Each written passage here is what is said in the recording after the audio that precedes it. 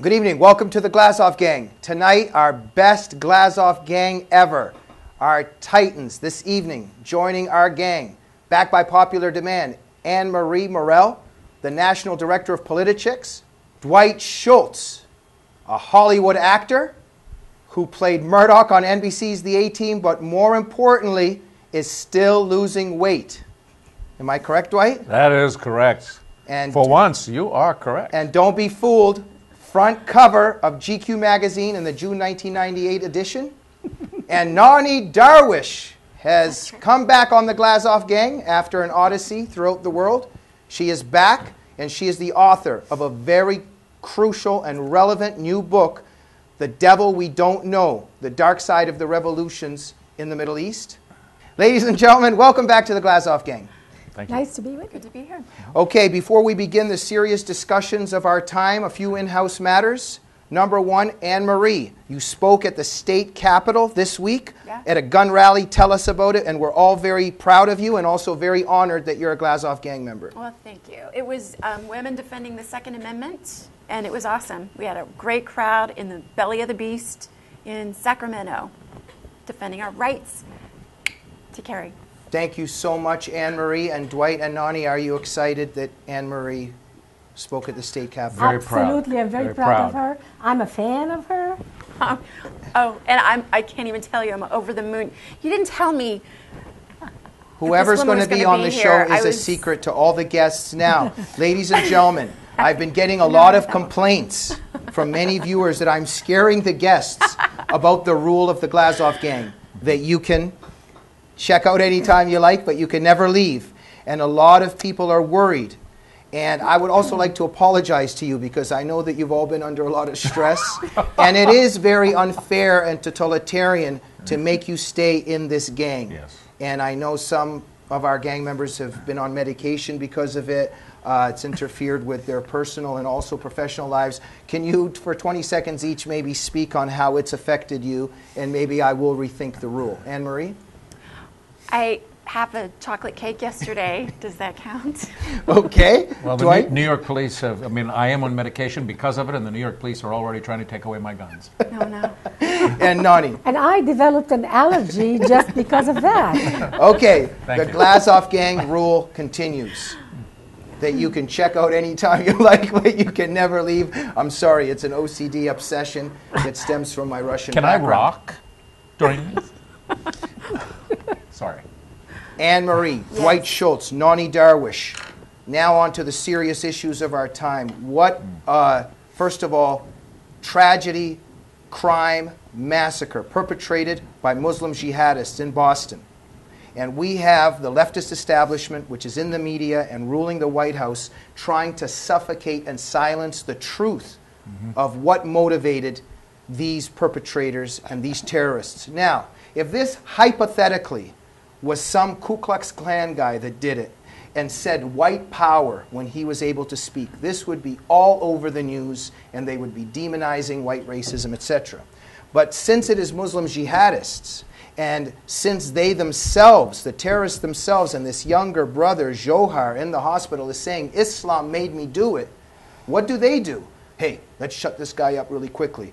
And the Justice Department gets in there, Eric Holder's people get in there and make sure that they give them Miranda rights and shut them up because, in my opinion, they've got a nation to destroy and they don't want anything getting in the way because if it turns out that it's Islam, it wakes too many people up who are going to start defending this civilization.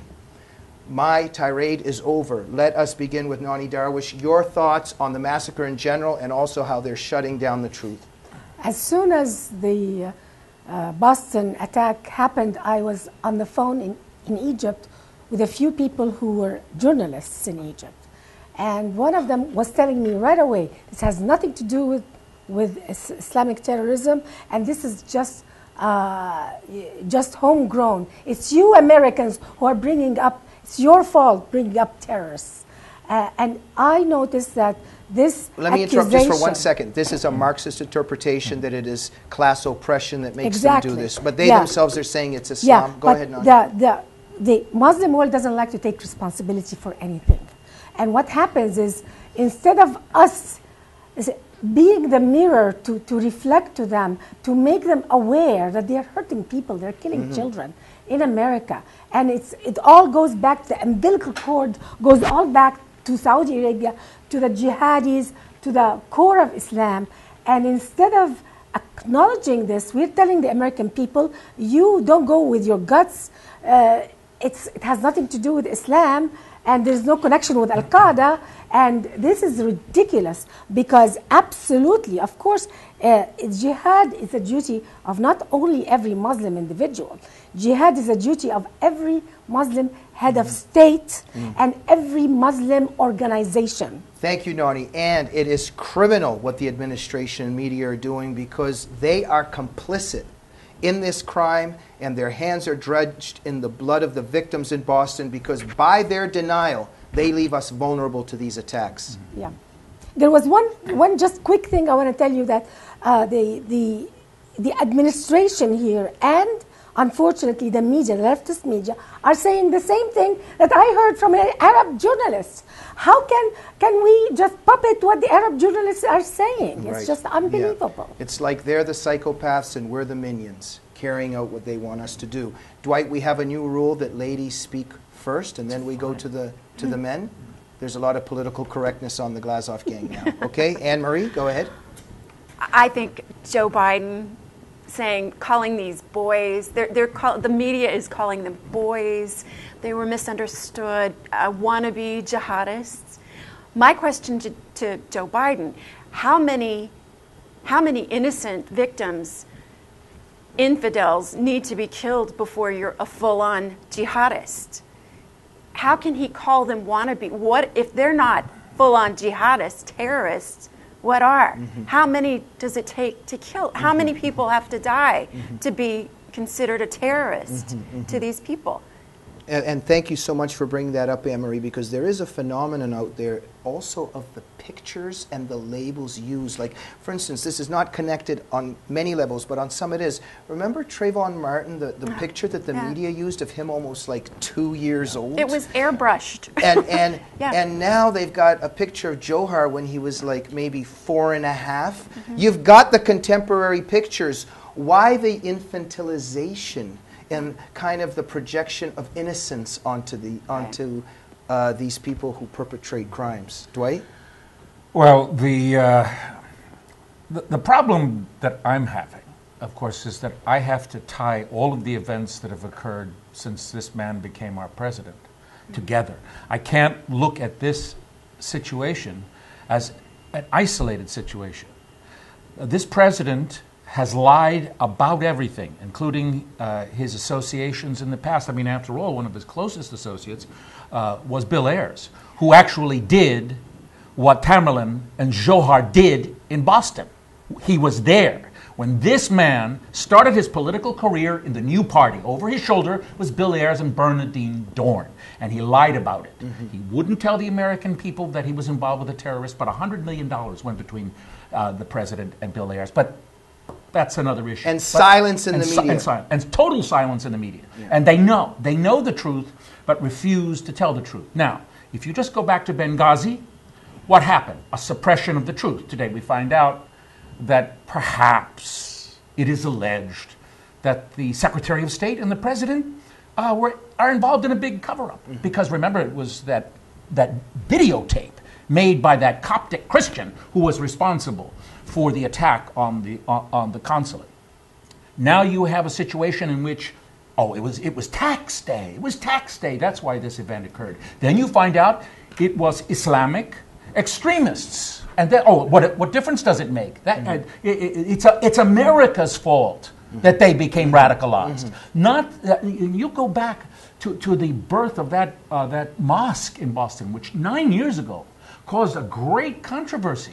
That couldn't have anything to do with his radicalization, nor could his trip to Chechnya. None of that. Now we have to, as American citizens, sit back and watch intelligence being stopped by the administration itself that's supposed to protect the American people, and the FBI is powerless because all orders come from the top. Absolutely. And Dwight, this jihad denial makes this administration and the left complicit once again in these terror attacks, because if there was truth told after Fort Hood, instead of saying that it was workplace violence, when somebody screams Allahu Akbar and kills innocent people, you don't need to be mystified about a motive. No. But because of the mystification, we don't take the necessary steps to prevent more attacks. Absolutely. So, ladies and gentlemen, now it turns out that the Russians have multiple times told the CIA, the FBI, look into this guy, Temerlin. My question, how can the FBI do anything about an Islamic potential terrorist when it's not allowed to ask him about Islam and Jihad? This is like during the Cold War, when you're searching for communist spies and the direction you get is do not ask about communism, do not ask about Marx, and do not ask about socialism. How do we find spies or potential terrorists when when it's negated to even speak of the terminology? Anyway, we're blindfolded. We have our hands tied behind our back. Nonie, a little bit on how the FBI and CIA could not do anything when even the Russians warned us about this potential terrorist. The FBI now is in the hands of, Obama administration, and they work under them, and it just scares me because I see the similarities between the administration here and the administration in tyrannical countries where I lived for 30 years. I see that things are interpreted in the media, in Arab media, whatever the government tells them to say, they say. And when I see this happening in America, it just scares me because right after, the next day, after this attack in Boston, Geraldo Rivera was saying, and many others, this is homegrown terrorism. Yeah. Now it's all homegrown. It's all homegrown. It has nothing to do with the Middle East.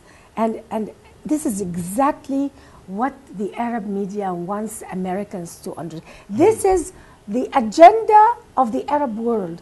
We are accomplishing, our media is accomplishing the objectives of Arab media. Absolutely not.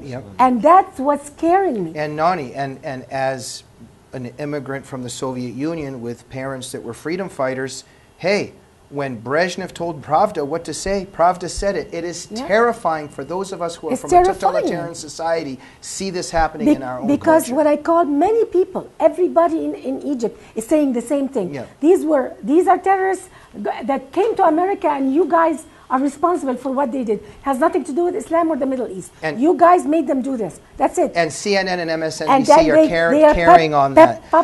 Anne-Marie, your thoughts on this? First of all, just in terms of the Russians warning our agencies several times, us paralyzed, not having done anything about it, and also about maybe what Nonie's saying. It's like what Dwight's. It's overwhelming. It's frightening. It's we feel like people on our side, we feel like our hands are tied. How can we can scream to the top of mountains and try to warn people about this, but nobody's listening. And the media, what you keep saying, they're all complicit. They're all involved. It looks like, Benghazi, Fast and Furious. We can go back further.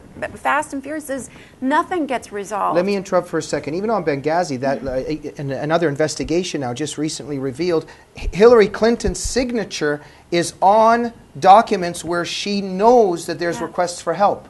But later she said that she didn't get. So she's lying. Right. Yeah. How do you explain that away?